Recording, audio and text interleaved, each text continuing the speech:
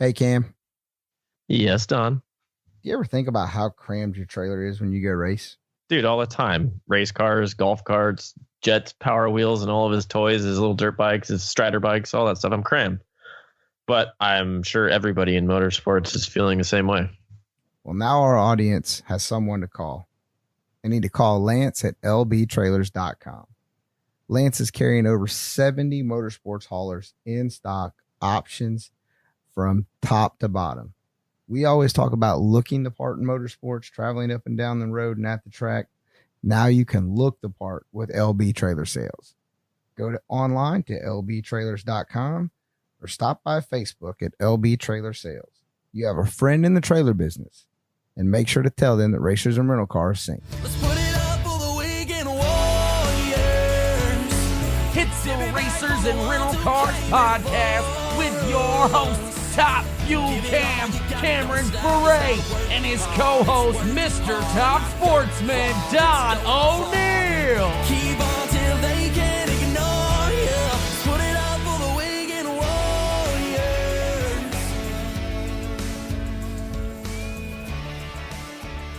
Thank you for downloading today's episode of the Racers and Rental Cars podcast, brought to you in part by MotionRaceworks.com. Stop by Motion Raceworks for all your high-performance needs. If you need to go fast, visit MotionRaceworks.com today. What's up, West Coast Cam? What's going on, sir? Hey, I'm glad to see that you finally made it back. Hey, man, I had some things I had to take care of. I apologize, but I'm back in action.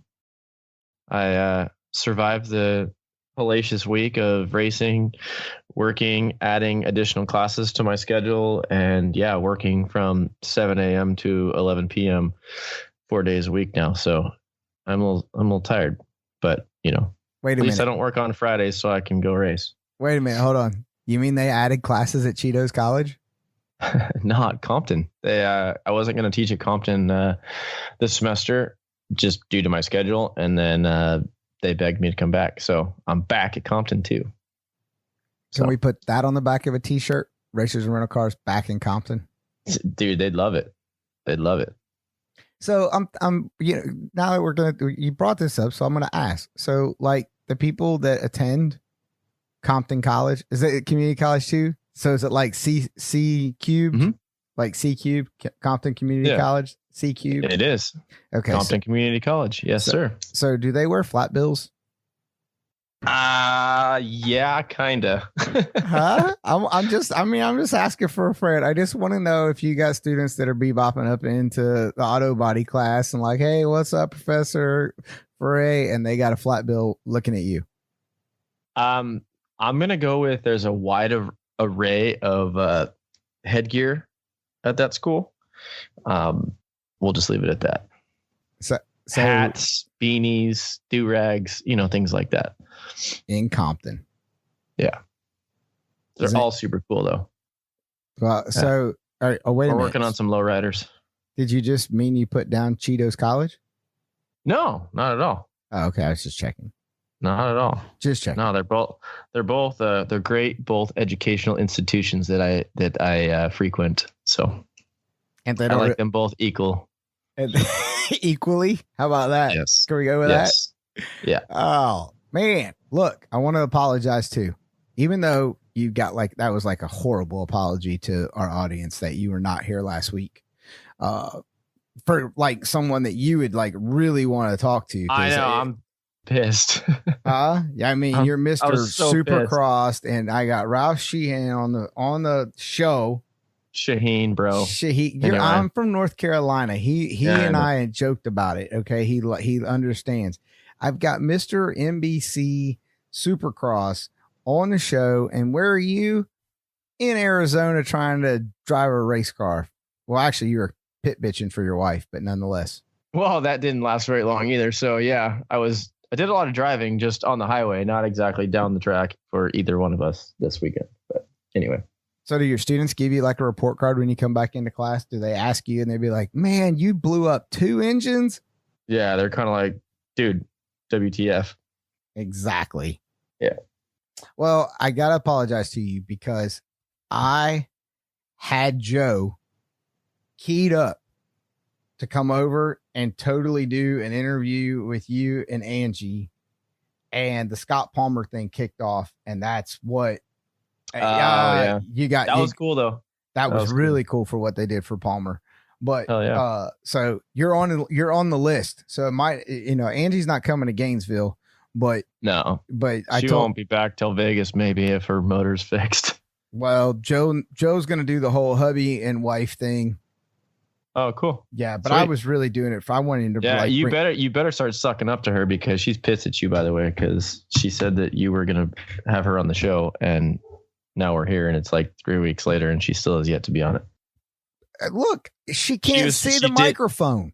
She did remind me as I was walking out into the garage to tell you that she was pissed at you, but you probably already knew that. Obviously, I've moved out of the doghouse and just to the fact that your wife's upset with me. So I'm going to add her name to the list of the other 2 women that live in this house where I'm at, that they're mad at me. So, hey, we're good. Right. My garage has hardwood floor, so you can come hang out in here. It's cool. We got cold beer and go-karts and kinds of shit in here. Yeah, I would go live in the race trailer is only 50 feet away from me in the shop, but I mean, I go live in it. But hell, I started doing brakes on it last weekend while you were tearing up Angie's engine rather, and look up underneath my frame on my trailer, and I got two frame cracks. So my buddy Nate Dogg is out there in the shop, and he is welding stuff up. So it's kind of one of those things where I probably don't need to be sleeping in it. It might fall off the jack stands or something. That would be my luck. That would be. Well, dude, it's good to have you back on the show. You missed a lot in the world of motorsports last week. Dude, yeah, I have. You have. You totally have. I mean, there's just so much going on, and we'll get caught up on that later in the show. But, dude, I'm pretty stoked. You were stoked and missed out last week. I still enjoyed talking to Ralph. I mean, he's definitely one of those voices in the world of motorsports when you can say that you've worked with Steve Evans. I mean, hello, that's pretty cool. Oh yeah. And Dave Despain, again, that's pretty freaking cool. Absolutely. Well, I'm pretty excited about this week's guest. He is over there grinding away like we are, except he's like probably 15 floors above us. We're still in the parking lot trying to get in the building, and he's up in the penthouse. And tonight's guest is Mr. Jim Beaver from the Down and Dirty Network. And Jim, are you there, sir? Yeah, I'm here, guys. I don't know about being up in the penthouse. I don't know. I think I'm still down in the basement, but we're slowly clawing our way out. I don't know. Sometimes the basement gets flooded while I'm down here too. But no, it's good to be on the show, guys. Yeah, thanks for joining us. Yeah, I mean, just by the looks of his microphone, like, he's way more legit than we are. Like, he definitely didn't get that sucker on Amazon like we did. This microphone's a funny story. I know it's actually a funny story because I had these headset mics forever. Actually, the first mic I ever bought that I started my show with was a literally 1999 Walmart USB mic.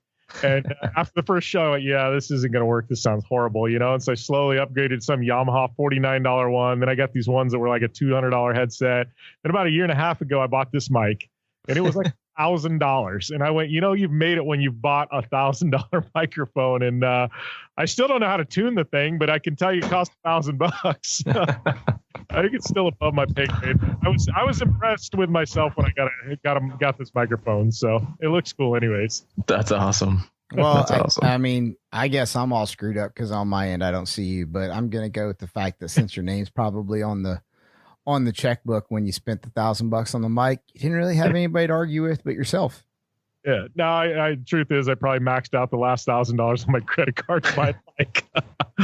Welcome to racing, right? That's it. Well, Jim, hey, thanks again for coming on. We've got a diverse audience as we have sprint car guys, World of Outlaws, monster trucks, drag racing, circle track, time attack. We've got them all in our audience base across 15 countries. So for those that are out there, this is the first time they're hearing the name Jim Beaver in the Down and Dirty Network. Give us a 30-second elevator pitch. Tell our listeners about you and your company. Oh man. Been around off-road for years. My dad raced. My grandpa was actually a Hall of Fame boat racer. I've raced off-road for a couple of decades now. about 10 years ago, it got to the point where I raced trophy truck and there was no money to go racing trophy. And so I had to think out of the box, started a little online radio show at the time. And it was kind of when podcasting and online radio was first kind of coming out. Nobody was really doing it. And, long story short, I'm racing full time now. Actually, I've still got a trophy truck doing mostly UTV racing for Polaris. And I've got a radio show that's nationally syndicated. I've got some podcasts. I air on Sirius XM. We've got a full media company now. I'm an agent and manager for a young Red Bull athlete named Mia Chapman.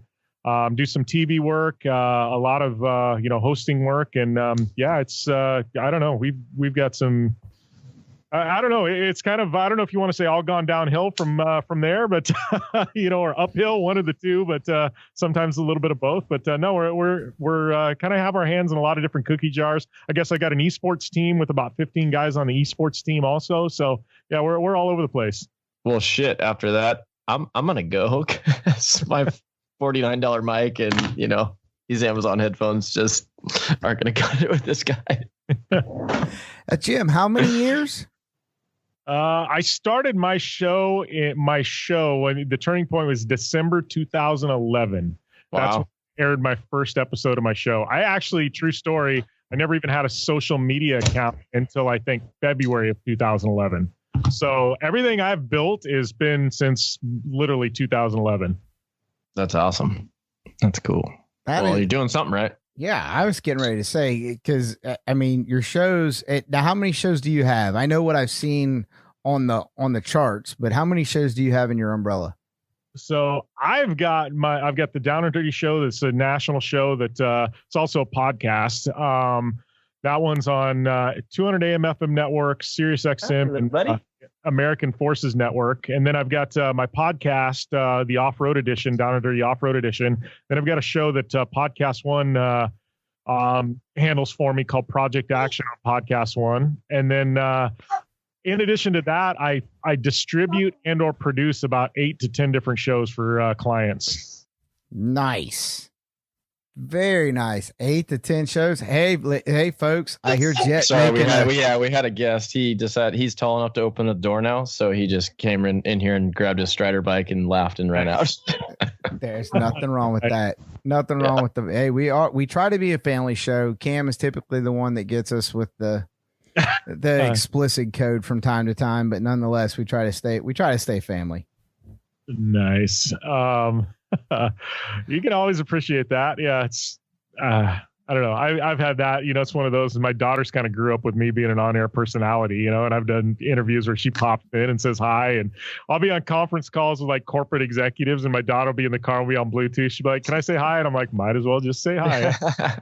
Exactly. I mean, it's life. You know what I mean? It's 24/7 nowadays, and you just cannot alienate them, and you got to include them. So. You said 8 to 10 podcasts. I noticed, and probably last week, you had one of our previous guests that you're now, I guess, hosting her podcast, and that's the Racer Riders podcast with Kelly Crandall. Racer Riders podcast with Kelly Crandall. Yeah, Kelly's she's phenomenal, man. I think.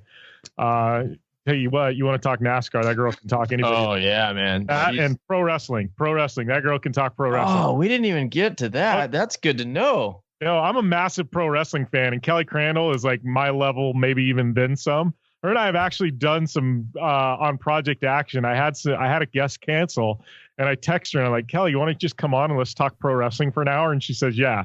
So like I've done stuff like that with her too. She's massive pro wrestling fan. That's cool. We need to get these guys hooked up with PJ North. This guy, he does our intro stuff. He's a musician and racer in Nashville, and he is, dude, like I've never met anybody that's been more into wrestling than that guy. So you guys would probably have a gay all time together. You know what I love about pro wrestling, and I've it's the personalities. They all, there's the black hats, there's the white hats. They know when to play heel, they know when to play face, and I'm like, we need more of that in motorsport. Like seriously, you talk NASCAR, you want to talk a guy like Kyle Busch. You know what? You either love or you hate Kyle Busch, but one thing's for certain, Kyle Busch. And Steve Torrance has become one of my absolute dearest friends. And Steve Torrance is the same way. Like, you either love Steve or you hate Steve, but you know who Steve is. And we need more of that in motorsport. And they're all taking on wrestling personalities, you know. And I actually did an interview with Kyle Busch here the beginning of this week, and we sat down for 30 minutes. The nicest guy I've ever talked to. And I was like, you know, he's so not the guy on TV that he is in real life. And Steve Torrance, that guy doesn't have a mean bone in his body, but you ask half the people at NHRA what they think of Steve, and they're going to tell you he's like, you know, he's, you know, Satan's spawn or something, you know? I mean, yeah. No, him and I have a mutual respect for each other. We have resolved our differences as a Phoenix, and we are cool. So I will agree with that. Yeah. So. Yeah. And it's just one of those, it's just, you know, but it's not just that, it's just all across the board, you know, it's I just think motorsport needs more personalities, good, bad. No, I agree. I mean, it's everybody, you know, and poor Steve, you know, we actually talked about this over the weekend, you know, with what happened with him and I, and, you know, the poor guy just gets roasted online. And, you know, we were joking about it. It's like, dude, these people, like, they don't get it, you know, like it was a heat of the moment situation, blah, blah, blah. We won't get into that, but we were just talking. It's like, you know, unfortunately, these people, they don't understand, but at the end of the day, they're talking about drag racing. So, I mean, take it for what it is, you know. I mean, one minute, you know, everybody's dying for ratings and stuff, and then the next minute everybody, you know, calls people on what they're doing on, you know, it's like people don't understand what it takes to go racing, and the stress level and all the stuff that happens, you know, to try to go racing. I mean, whether it's off-road drag racing, I don't care what it is, like there's a lot that goes into this stuff, and, you know, people don't understand. So, I don't think in NHRA in general, and especially what you guys do in Top Fuel, like I've driven a lot of things, rally cars, off-road cars, trophy trucks, things like that. I can stand in the water box like I was at Phoenix. I don't care what you compare to. There is nothing on earth like a Top Fuel car leaving the line. There's just nothing. And I don't think people realize, like, yeah, I race a trophy truck at 130 miles an hour. Yeah, if I go end over end, there's a chance I die.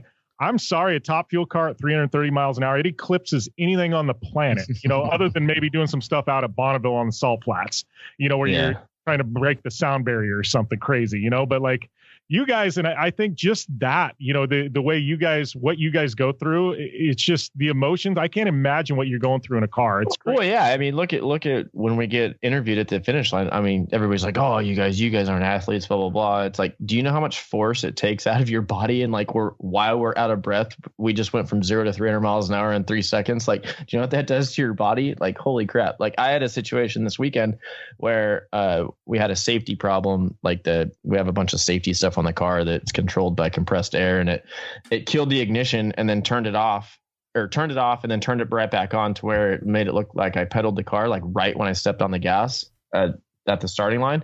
And it was so violent. It jumped the whole car, like bunny hopped off the ground. Like it literally physically all fours were off the ground.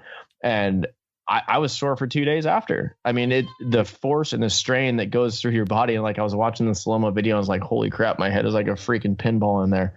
Like with all the, you know, head support pads and all that stuff. Like, it wasn't even going anywhere. Like I probably went 8 feet.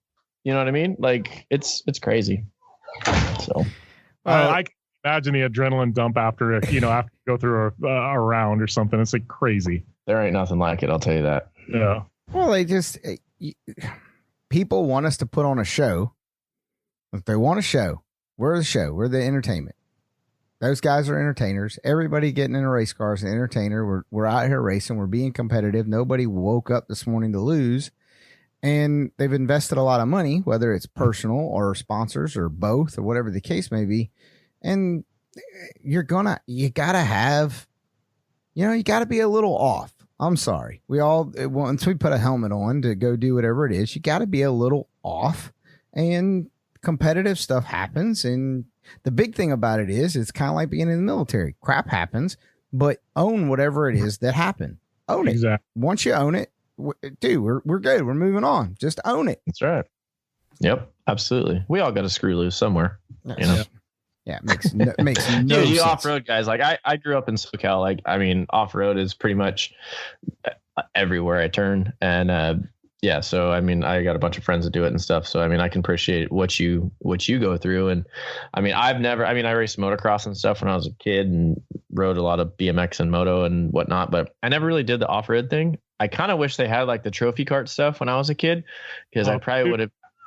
What's that? Me too. Yeah, I know, right? I probably would have been super into that, and probably maybe wouldn't have even ended up in junior dragsters. But yeah, like all because I grew up with like, Cambergs down the street, like all these, all the top stuff is, I live in Huntington. So Millen, he's got his stuff there too, yep, right? Yep. Yeah. Millen, he's just right up the street, and he was actually down the street from my old shop. And yeah, the Herps, they're all over here. And so, and then all their kids or whatever, they're all related somehow or whatever. But so yeah, I mean, I can't say that I can relate to what you guys do in the desert, but I definitely have an appreciation for it, because going 130 miles an hour in a set of whoops, and the suspension is just going ballistic, and you're just like sitting there just like cruising, and then all of a sudden you get like the buck, and you're going end over end. Like, that's crazy. I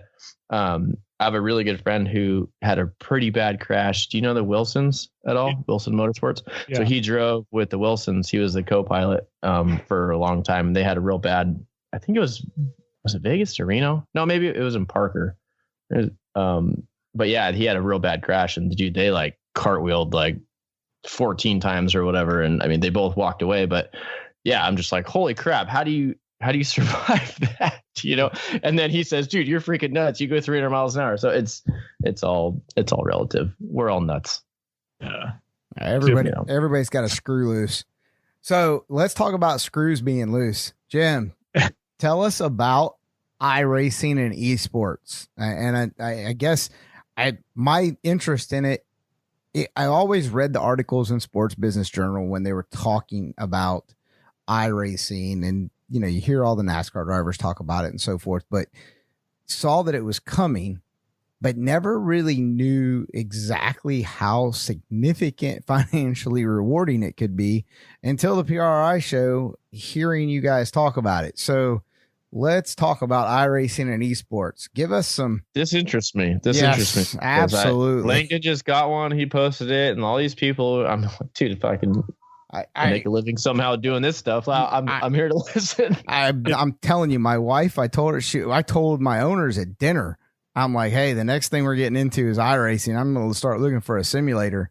But they're like, what? And I'm like, oh, it's coming. And you're absolutely right. So give us an education, Jim. Well, I'm still getting educated on it. It's the truth. And I think I probably said the same thing at PRI.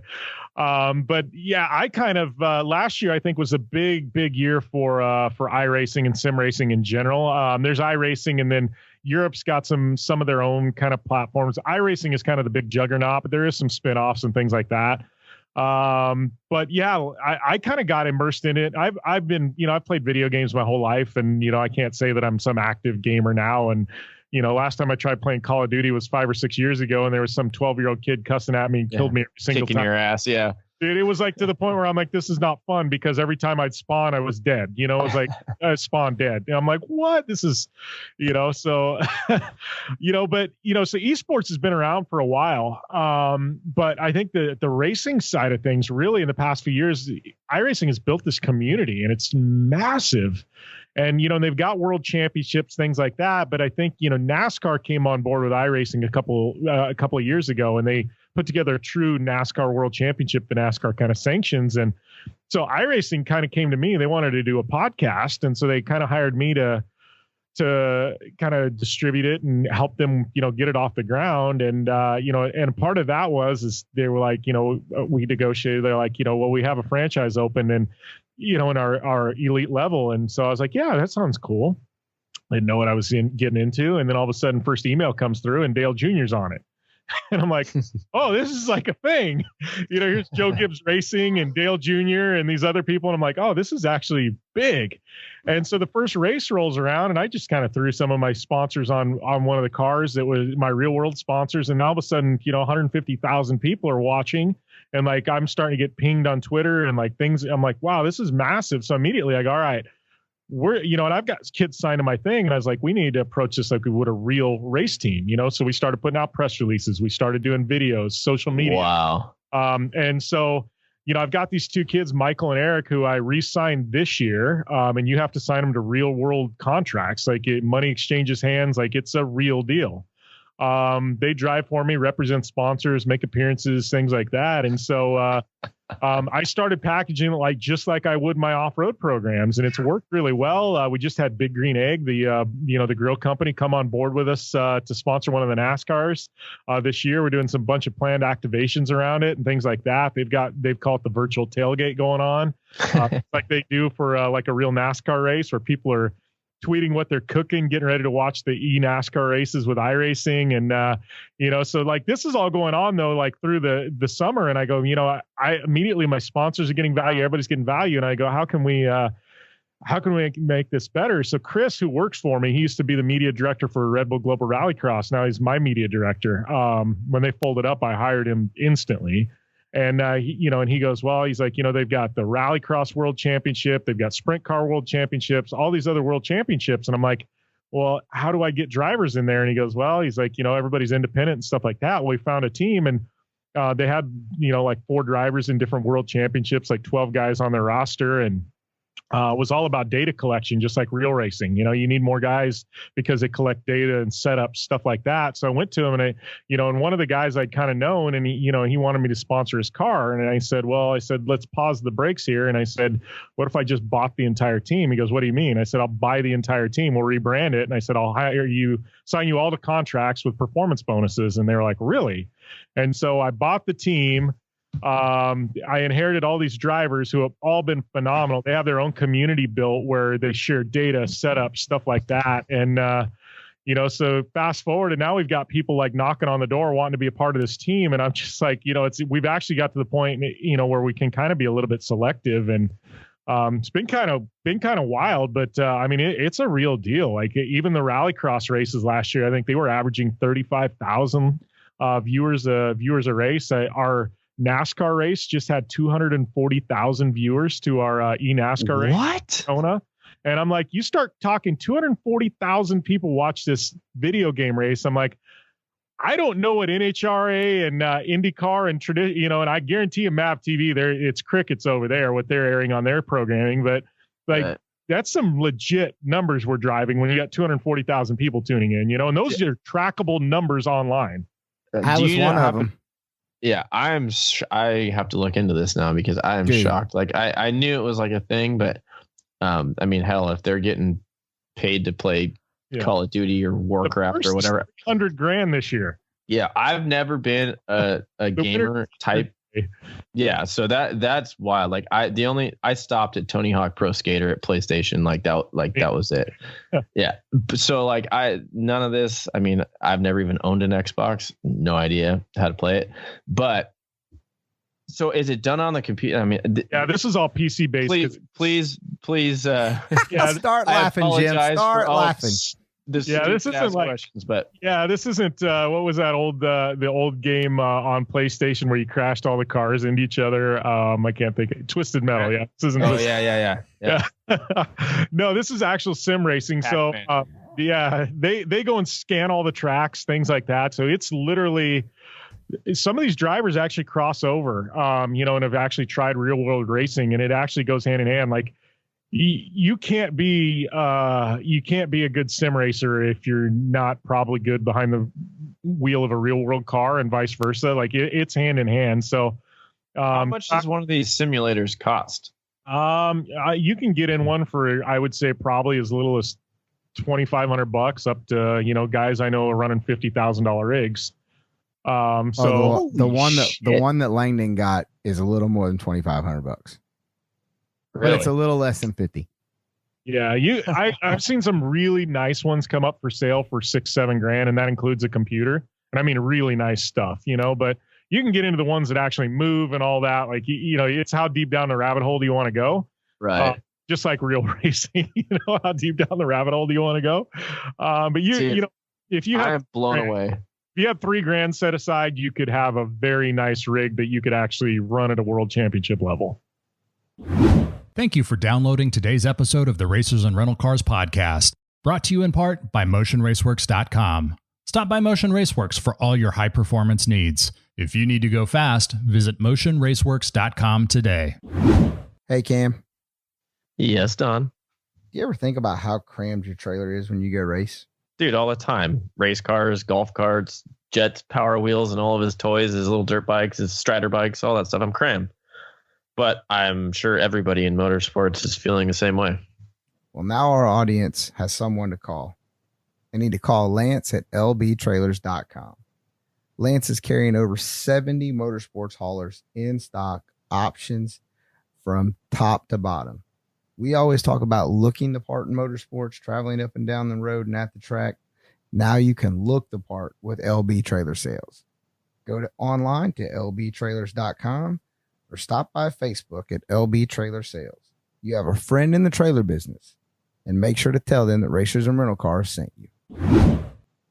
So I was one of the 240 watching the Daytona race. I made sure that I probably watched it for 30, 45 minutes. I wanted Did to they stream it on YouTube or something? Or YouTube, Twitch, Facebook. Yeah, Facebook. Second half of the season actually airs live on NBC Sports. oh my god, Dude, So there were some big companies, and they got real announcers. They were showing the cameras live. it's just called NASCAR iRacing. Is it's that? called eNASCAR. eNASCAR. Sorry for being so ignorant on this. I'm super intrigued now. And I don't race. Because I know it's like me and remote control cars. I don't know remote control cars. Those are rabbit holes that I know Oh, get dude. expensive quick, and I won't do it because me all of a sudden I'd be $5,000 into an RC car. Yeah, I was sucked in, and then they opened up a new damn track. Literally, I could spit and hit it from my house. So then my buddy got so into it. He's like, "Oh yeah, man, you guys got like 9 cars now. It goes like 4 days a week." I'm like, "God damn it! Like, I don't want to do this." I don't get involved. It's not because I don't want to. It's because I'm smart enough not to. Yeah, 100%. I agree. Totally. Yeah, I would like nothing. That's kind of me in sim racing. I'm like, I've got a real world race program. I've got these kids I can race vicariously through watching them. And I say kids, they're adults, but you know what I mean? I'm just like, no, like it's not time for me to jump into that, you know? I am intrigued by the fact that of just the whole virtual programming as far as the benefits package and what the deliverables are that you can go and give a company eBay, like you said, as far as the real numbers of interaction and engagement and so forth online. That just blows my mind away. I am totally intrigued about it. When I saw the big green egg, because the owners that I drive for own an RV dealership, we sell big green eggs on a regular basis. And when I saw that, I was like, man, that's awesome. And now you're talking about the virtual tailgating and so forth. So those types of services or opportunities, how creative. I mean, obviously in the real world, we're having to be creative with our marketing programs to get these kind of impressions or numbers and be able to drive the value, the ROI or the ROO, to get companies to spend money. How creative are you and your team having to be at the infancy, I guess, for the esports, to be able to intrigue companies to come in? Well, I know with me, like I've been able to package it with my real world program. So like any time a company gets involved with me, like I've got radio, I've got podcasts, I've got a staff writer full time on my website that does motorsports content. I've got my race programs, we've got videos, we've got, an email distribution list, you know what I mean? And we do PR, and then I've got eNASCAR. So to me, like I offer a mix to everybody. You don't just get one thing, you get everything if you're involved with me. And so like Polaris this year, they really wanted involved and they see that as a good fit. So we packaged my contract and it included, branding and eNASCAR and stuff like that. So traditionally I've been able to, make it a part of the mix, but like with Big Green Egg, for instance, I've known the marketing director there for years. He's a good friend of mine.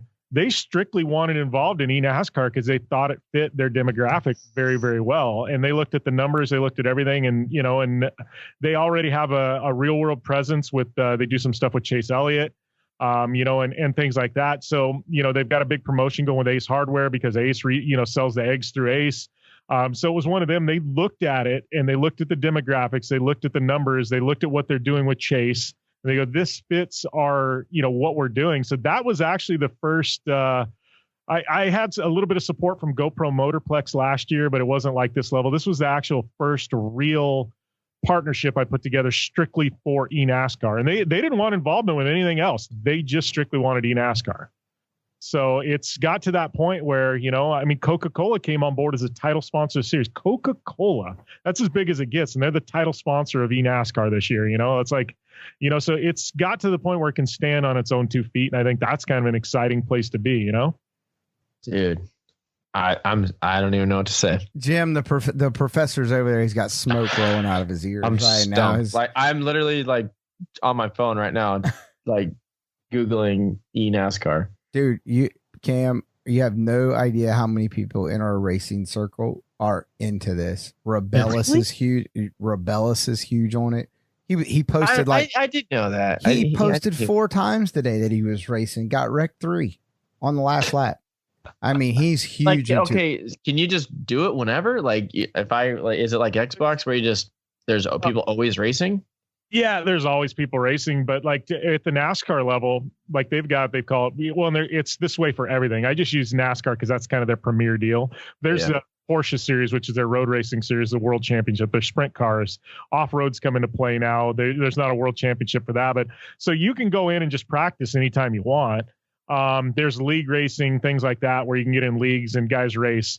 To get to the World Championship level, it would be just like Top Fuel. You got to put in the work. They don't allow you there. You've got to go in at the bottom, and you've got to win a certain amount of races, show speed, and and then they in NASCAR, it's called Road to Pro, and you literally have to step up. You know what I mean? And it's not one of those where if you wanted to start today, a year and a half from now, maybe you'd qualify in for the top level if you were really, really good. But there's an actual pathway to it. You just can't go. That's crazy. But there's leagues racing all the time, things like that. I mean, you can probably, there's guys that do pick up and play races with their buddies all the time, and things like that, practice races stuff. So I know my guys on the NASCAR front, I mean, some of these teams, and there's a group of guys dialing in setups. They'll spend 140, 150 hours in the sim to fine tune their setup to go and race one of these televised races. So. Oh my God. Is that crazy? On a line though. I mean, that's a salary, you know what I mean? That's a year's pay, it's big money. So they invest, it's become their occupation. Mitchell DeYoung, he spoke at the deal at PRI. I mean, that's all he does is sim racing now. And, he's one of the few drivers I've ever seen with a Red Bull sponsorship that bows out of real car racing to go quote unquote video game racing, and Red Bull stayed on board with him. Like how many people, most companies be like, no, give us that hat back. Red Bull on board with him, and that kid, he's full-time sim racer. He was in that World's Fastest Gamer. They competed for $1 million.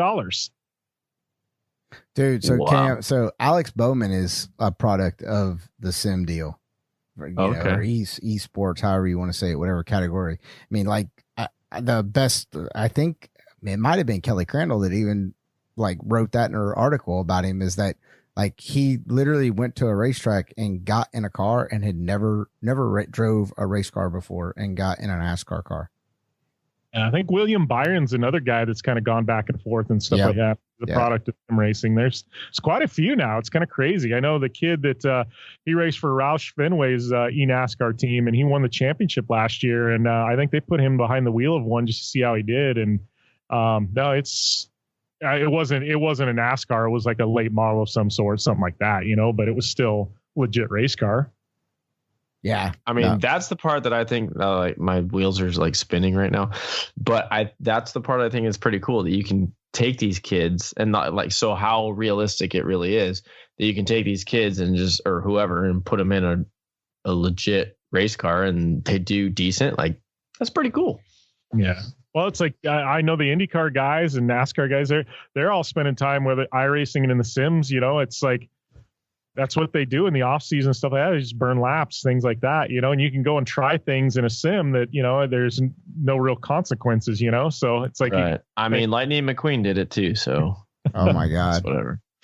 Well, hey, Chevrolet is investing a lot of money. They're building that brand new complex in Mooresville, and they say it's supposed to have a state of the art sim in it for their drivers. So Yeah, I've heard like the Formula One sims and stuff. You start getting up into the millions and millions of dollars, but I don't know. I can't even comprehend that kind of money. So Nice. You ready to get on Facebook Marketplace and get a simulator? Yeah, I'm Just text Langdon. It'd be Yeah. NASCAR Heat 4. There you go.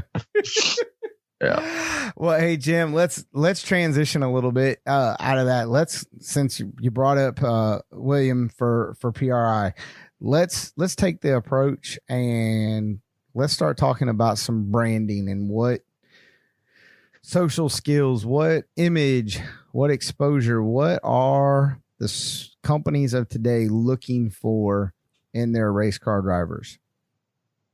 Well, I think, to an extent, I mean, winning is still a very big deal, even especially at the NASCAR, IndyCar level, things like that, I think if you're a race car driver that can win, you're in that small percentage that'll always have a ride. But I think, by and large, I mean, they're looking for so much more than that.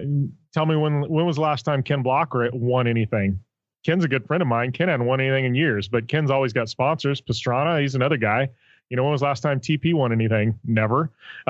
He's a badass.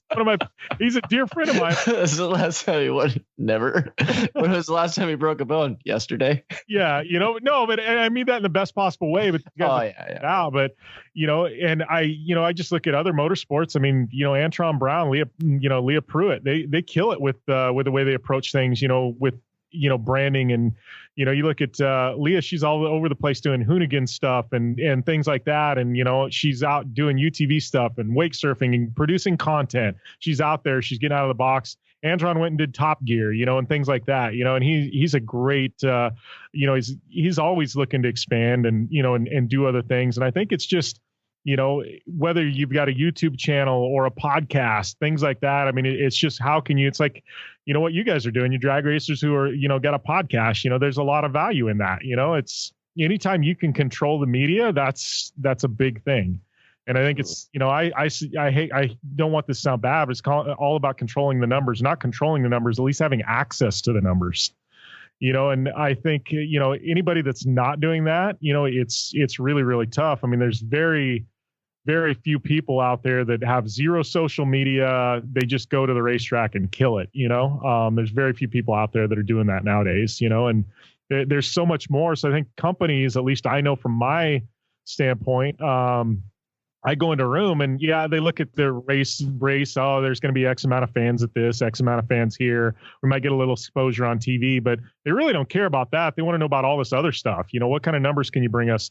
How big's your email distribution list? If we want to drop a press release through that, how many people are going to see that? It's like, if we want to, if we spend a little money and have a video, how many people are going to see it through your social channels? I think it's more of that and the content, the uniqueness of things. So I think that's what they're looking at more than race results, and those still matter. If you win a championship or win 5 races in a season or something, that's a big deal, but there's just a bigger picture I think that they're looking for now. Okay, so let's just rip back one more layer then. So we've talked on the show numerous times with different people, and we obviously have our own personal and professional views on it. When you talk about numbers social media wise, what is it a huge? So are you looking at it?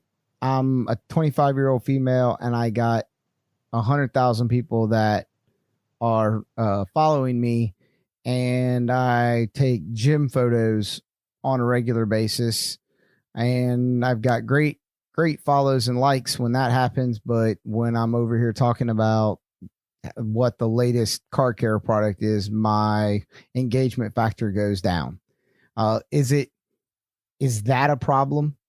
Are these companies looking at the trends where a 40-year-old guy is drinking a 12-pack and grilling a steak on a big green egg, and he's got huge numbers that people are buying big green eggs and Busch Light beer, and probably going to eat a steak or kill a cow. But if they show him with a shovel in his hand Monday through Friday, his numbers probably go down. Are the people in the boardrooms looking at that specifically and evaluating it adequately? I think more and more. They are. It used to be what's the total number? They wanted to know how many followers you have, and that was a big thing. And that's when people were buying followers, and you'd see these crazy inflated numbers with zero engagement. It was all about that magical number, right? And there's still ways. I get hit up all the time. There was one most recently, there's all these Instagram things to get following. You can buy followers, which is crap. Everybody knows who buys followers. There's no point in doing that. But there's ways to buy real followers too. Like Thor, he's the guy that he was the mountain in Game of Thrones, right? He's got a massive following, like 2 million fans. And I got hit up to be in a promotion with him, and you pay $1,500. And then he gives you shout outs, and they give away $5,000, and and all these people have to go and follow you. So it's like basically for $1,500, you're going to get, I think it was 10 to 12,000 real followers. So I would have had all these, 12,000 real people follow me for $1,500, but are they ever actually going to engage with any of my stuff? No, they're not following me for that. They're following me because they wanted to get the $5,000.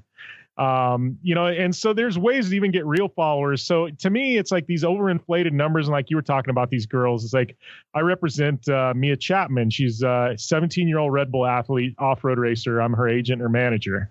And we've had this. She's got about 6,000 Instagram followers, right? She throws up a post, and it's a legit racing post, and she gets 700-800 people like it. And I told her, I'm like, you see these 23-year-old girls who half their posts are bikini pictures, and they've got all these guys that are following them just for those. And I told her, I said, I will take your 6,000 people who are following you just for racing over one of these girls that has 25,000 followers that are following them for, for all the wrong reasons. And so I think there's so much value in growing your stuff authentically and organically.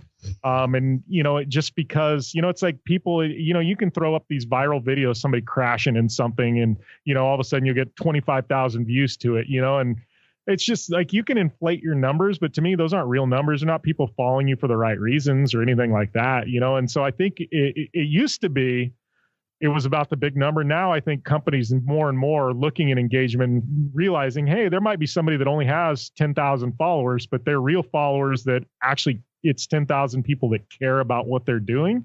And to me, there's so much more value in having 10,000 people that care than 50,000 who don't. That's a good theory. I like that. Don's like smirking. He's like, yep. I could not agree more. I just the whole aspect of that. I had a conversation with a company, and they brought up numbers and actually tried to do a comparison for two racers. And I was sitting there going, no, that's no. How can, that's apples and pineapples. That's no, doesn't work that way. So it's good to hear. So that's like another tick mark on the board for the Racers and Rental Cars thought process program. Not that we're going to like trademark it or anything, but maybe one day. Jim, you brought up Mia and Red Bull. Let's jump over one. Let's talk about Haley Deegan. Cause I know you've had the Deegan family on your shows across your network. She is like lighting up the scoreboard when it's coming to social media value right now. I think it won't be much longer. Maybe give her till the end of 2020. And I'm pretty sure she's going to be really close for social media value with Mr. Earnhardt, with Dale Jr. I mean, she is screaming up the billboard on it. What's your take out there, being the fact that she's from the West Coast and she's been kind of came through the same ranks that you've run in circle wise? Is she like the real deal, or is this going to be a flash in the pan? Well, the family, I've known Brian for years. He's a good friend of mine. And by default, I know Haley. I can't say, she's a friend of mine or anything. I've had her on the show and I know her personally, but Brian, he gets it. He was the guy who, wore the crazy shoulder pads with the spikes to X Games, and he's won a Supercross race and rode his bike over the finish line and got fined. Yeah, no, and he's a marketer. I mean, he gets it, right? Oh yeah, he's been super successful. He's got a great business mind. He's got so many companies, half people don't even realize.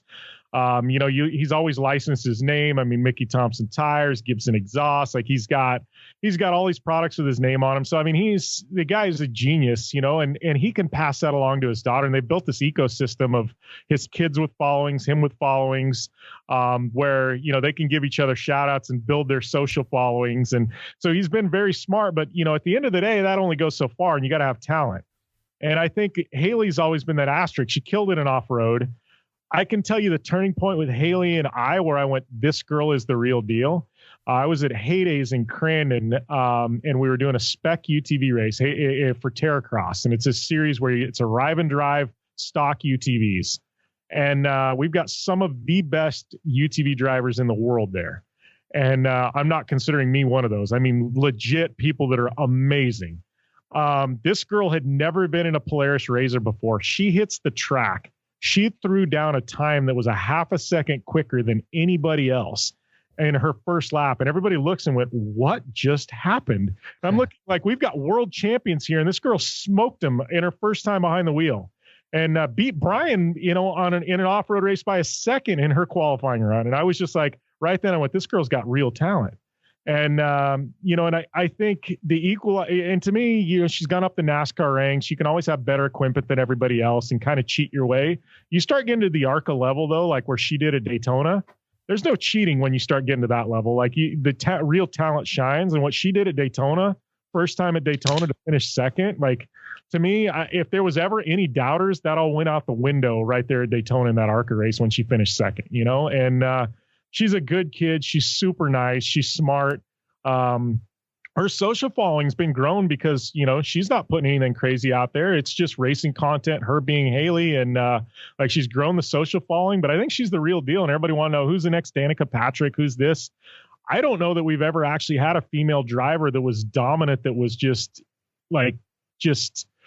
I don't know. We might be looking at the very first Haley Deegan. I don't think she's the next Danica Patrick. I really, truly think, and this isn't just because I know the family, like the girl's a real deal. I think, it's going to be insane to watch the next 5 years. Yeah. Cause NASCAR, Danica crossed over, and that had a lot to do with branding and value, image wise. But I'm trying to, who we have? We have, Aaron Crockett. She made a run. And then Shauna Robinson. And there's some girls, Natalie Decker's there in the truck series, and she's doing all right. But, I don't know if and this isn't knocking their talent at all. I just don't know. Haley's just that next level talent. She's the right age. She just turned 18. She's just, everything is right about the situation. Got major backing with Monster and Ford. Like she's got, everything is there for her to just taking. Yeah. It's just, I don't know, it's just, and, we'll just see, we'll just kind of wait and see what happens, but I think it's all there. Okay. So give us Jim Beaver's Motorsports 2 do's, 2 don'ts for a driver that's coming into your fold, social media wise. Be authentic. I think social media wise, definitely be authentic. One, post regularly. You see these kids that are posting once a week, once every 10 days. Like, I can't say that I always enjoy posting to social media, but I try and keep it pretty regular. There's gaps where I go on vacation or something. I'm just like, I'm shutting this thing off for a week. I think you all have to do that, but by and large, like, be active. Invest in your social media. Buy photos. You know what I mean? I hate people posting stuff with a watermark, something like that. Photographers work their butt off. Spend a little bit of money and buy proper content. So I think that's one, but 2, when you do, just be authentic, post regularly, have good content. You can buy some of it, it's not expensive. And, just, like you said, you don't have to throw up gym pictures of yourself, with your shirt off or half naked or whatever you do or what, like, just, I don't know. Nobody wants to see any more gym pictures. I'm sorry. Like, just make it about racing, and I'm not saying, I do my best to not step foot into a gym. So yeah, I agree. and if you go surfing or something, and that's part of you, like, yeah, absolutely post stuff like that up. You know what I mean? But I think people like they cater their content to what they think people want to see. And I think it actually turns people off. They'd rather see the real person. Yes, I would agree. All right. Well, we have kept you for quite a while. I want to wrap up with two things. Tell us a little about the Mint 400 as we're going out the door here. Mint 400 next week, Las Vegas. I will be racing on Friday. They just shifted the date of our race one day forward. I'll be racing on Friday. They've got a phenomenal live stream. It'll be themint400.com. If you're in the Vegas area, go. Mint's like one of those crazy races everybody's got to go to at least once in their life. Yeah, I've been a couple of times. It's pretty cool. Yeah, they like do the whole Fremont Street deal. Yeah, it's pretty sweet. It's one of those, like, everybody needs to go at least once, I think. So if you're in the area in the Southwest, definitely go out. But if you're not, tune into the live stream. I know qualifying live streams Thursday for the trophy trucks, and then Friday is a big UTV race. That's live stream. And Saturday is a trophy truck race. I will be hosting the trophy truck live stream on Saturday. Obviously I can't do any of the others because I'll be, behind the wheel of the car, but I will be on live stream on Saturday, but themint400.com is where it's at. Well, Jim, we've got a little bit of a history here on the show that we put our guests through. And you can feel free to carry this over to any of your shows. I'm sure if you do it with Kelly, she's going to be like, oh my God, I know where you got this from. So you get to send a Christmas card to one person in motorsports. Who is it? A Christmas card to one person in motorsports. Oh man, that's going to be a tough one. And who are we going to, you know what? I'm going to go with Mario Andretti, only because that guy, he's amazing. If you've ever been to Indianapolis Motor Speedway and seen Mario Andretti, I feel bad for everybody else in IndyCar, because that guy he walks through Gasoline Alley. You want to talk about draw a crowd? Literally, you can have Alex Rossi, James Hinchcliffe, you can have Fernando Alonso standing there, and they can have a crowd of people around. Literally, people will drop what they're doing and flock to Mario Andretti. It's crazy. It doesn't matter who you are. If you're at Indy, like, everybody drops everything and they flock to Mario Andretti. So yeah, I'm gonna have to roll with him. You've never seen anything until you've seen him walk through Gasoline out. That's cool. That's the first time we've had Mario's name come up on the show. Yeah, put that down. All right. So I'll roll with him. Okay. All right. So this is always out. You tried to make that one tough. This one's going to be even tougher for you. You get to send one WTF card to somebody in motorsports. Who is it? One WTF card to anybody in motorsports. Oh, this one is. We're all about that authentic original being real. Man, I don't even know, because it all depends. Like, it depends after any of my races. Always somebody that pisses me off is going to change race to race. This is probably a question for after the Mint 400. I drive over the top of me last year. That would have been a WTF card. It's like every single race, there's one of those moments where you're just livid at somebody. I think this goes back to our original conversations. As long as you can all shake hands and, at some point somebody owns up to their shortcomings, everything's good. But after every race, I got a WTF moment. So that changes on a monthly basis, man. Well, we'll just we'll follow up with you on social media next week after the Mint 400, and you can tell us who your WTF's for. All right, dude, I can definitely do that after the Mint, because there will be one, I can promise you. That works. Well, Jim, do us a favor, tell all of our listeners where they can follow and find you and your team. Yeah, it's at Jim Beaver 15 on all social media. If you want to listen to the show, it's Down and Dirty Show. It's on the website. It's also on Apple Podcasts. We are on Sirius XM channel 211, Dan Patrick Radio, 10 a.m. Pacific on Sunday mornings also. So tune in over there on Sirius. And I guess our listeners will be able to start picking up the Racers and Rental Cars podcast over on the Down and Dirty Network starting next week. Yeah. If you want to make it happen, dude, I can make that happen. You let me know. I love it. I'm sure our fans, our executives at Voice America will be quick to cut us off quickly. like quick. Like, yeah, that was not authentic. It was not original, and you are fired. Jim, sir, thank you so much for taking time out finally to get over and be on the show. I'm glad we could finally get our schedules to collectively work. And it's been great to have you on. I look forward to seeing you probably at PRI again, if not sooner at a racetrack. You have to get east of the Mississippi. I know, you got to be like Cam. You got to come over here east of the Mississippi every now and then. I will be at I'll be at Indy for the Indy GP for sure.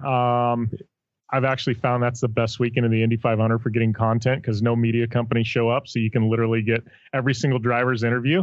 Show up the next weekend and nobody. You can't get anybody's. So I'll be there. I'll be at the Coke 600, the ARCA race out there. General Tire sponsors that. So I'll be on the East Coast a bit there. And I don't know, after that, I actually got an invite to Le Mans here a couple of days ago. That's cool. So I don't know that I'm going to be able to swing it, but man, would that be epic to be able to go there. So hell yeah. Well, that'll work. Well, sir, thank you again for coming on. We greatly appreciate it. And we'll look forward to crossing over with you at some point. And please let us know if we can ever do anything for you and your team. All right. Sounds good, guys. Thanks for having me. Thanks again. Good luck this weekend. All right, dude. I really enjoy having other people that are out there grinding in the media and the marketing world, regardless of whatever level it is. Can always pick up some tidbits, little drops of experience or ideology to kind of put in your tool bag as we all out here grinding away trying to make that dollar. That's right. No, he's got a lot of really good insights, and it's cool to bring in more people that aren't just drag racing centric. So, obviously this is a multi-motorsports platformed show. So it's cool to bring in more people that to get different views than just us little peon drag racers. So it's cool, and he's pretty industry connected. So that just goes to show you that you can make it. You just got to continue to grind. So. Got your wheel spinning about that whole iRacing thing, doesn't it? Dude, yeah. I would probably freaking suck at it because I'm computer savvy when it comes to like race pack and like kind of some back end stuff, but I was never a gamer. Like that's the part that I struggle with. Like I never, like I said, I played Tony Hawk Pro Skater and then I was like, okay, this is lame. I'm going to go actually skate. You know what I mean? Like I never really did the Nintendo thing. Well, it's funny. I tell that to my students. I always call it Nintendo just to piss them off. And they're like, oh, Nintendo. What are you like, 1970 or something?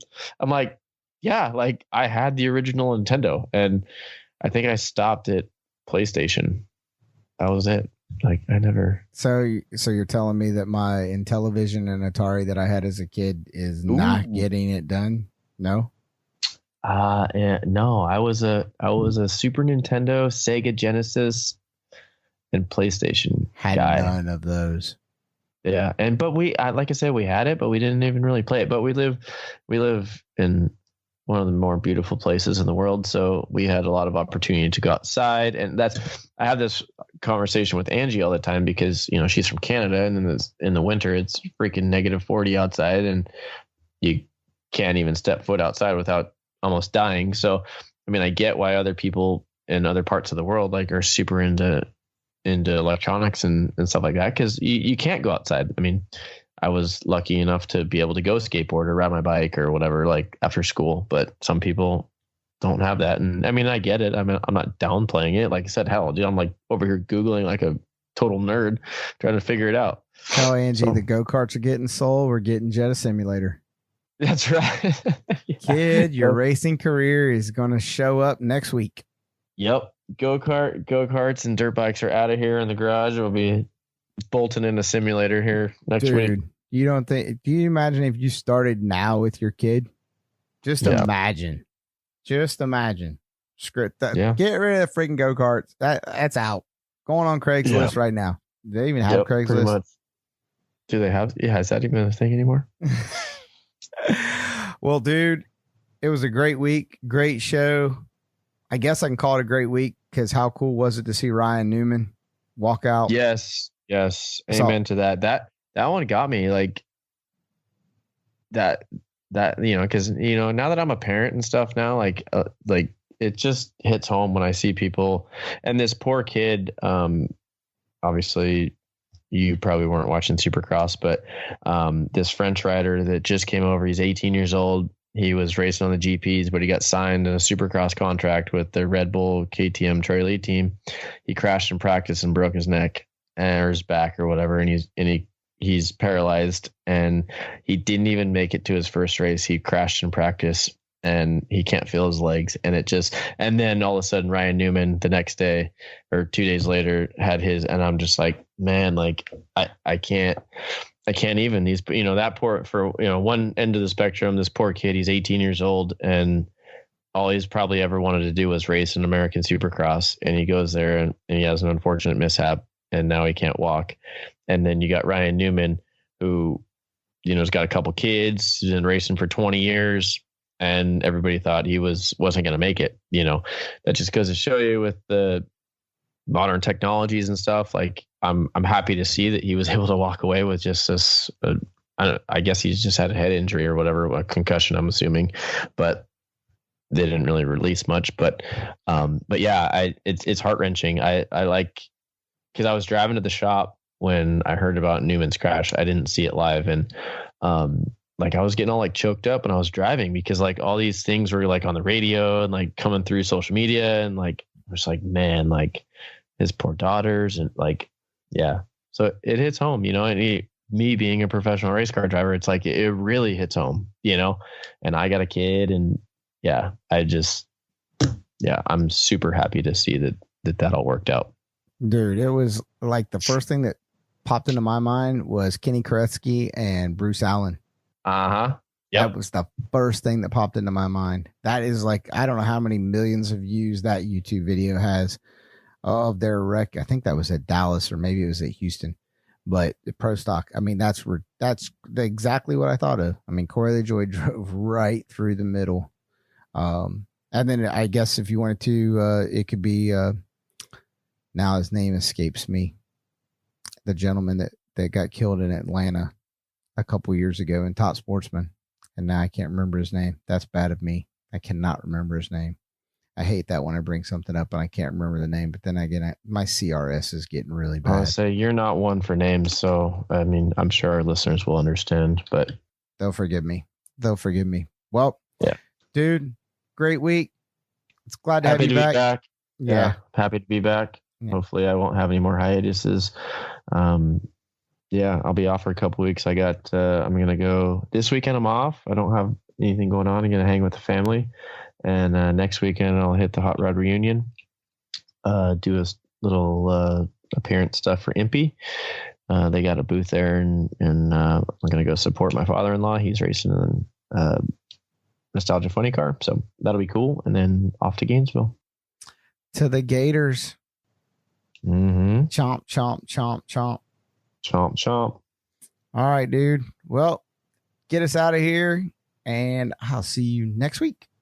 All right. Well, once again, we got a big thank you to Voice America, Motion Raceworks, and LB Trailers. You guys are keeping us alive on the podcast, and we greatly appreciate it. And go check them out if you need any sort of badass parts, or want to start your own podcast. Hit up Voice America, or you want to buy a trailer. I'm actually going to be in a market for a trailer here pretty quick, so depending on how the tax guy goes tomorrow. So but yeah, I might be hitting up LB myself. So anyway, I will see you guys next week.